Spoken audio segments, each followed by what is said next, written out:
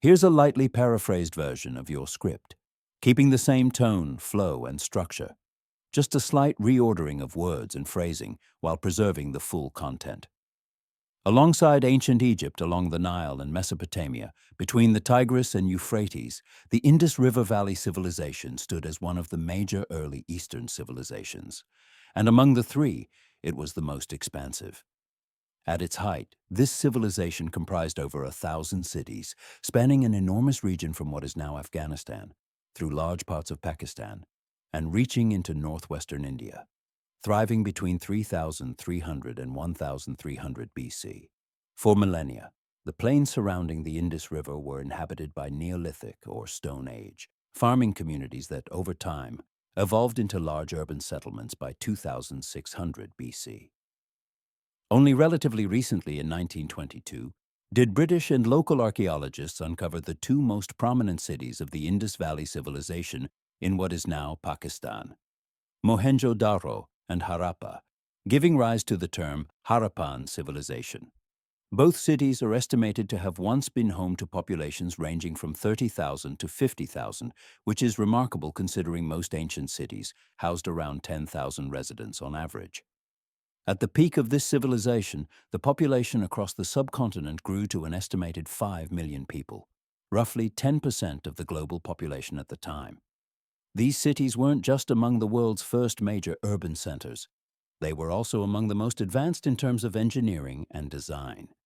Urban areas featured multi-storied homes constructed with uniformly sized bricks, lined up along perpendicular streets, a sign of impressive planning and skill.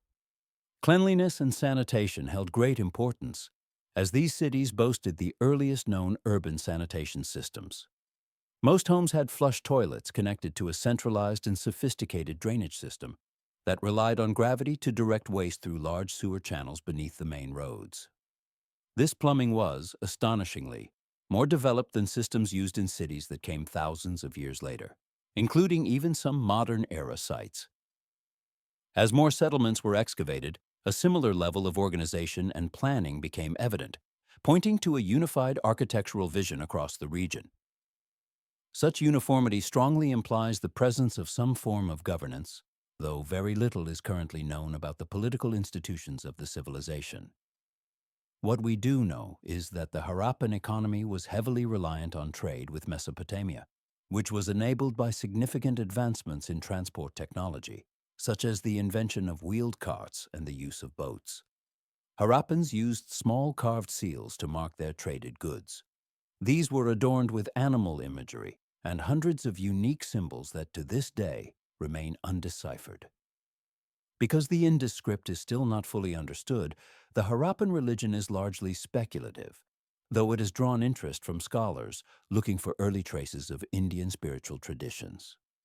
One of the most famous seals depicts a seated human figure surrounded by animals, believed by some to be an early image of the Hindu god Shiva.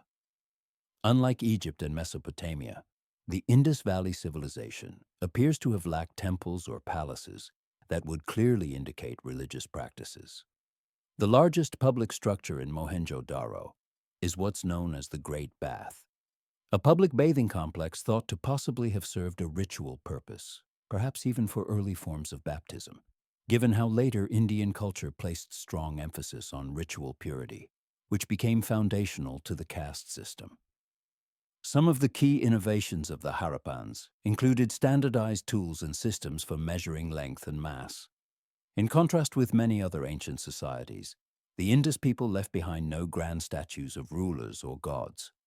Instead, they created finely crafted small artworks, suggesting a culture that may have valued recreation and games over ritual worship.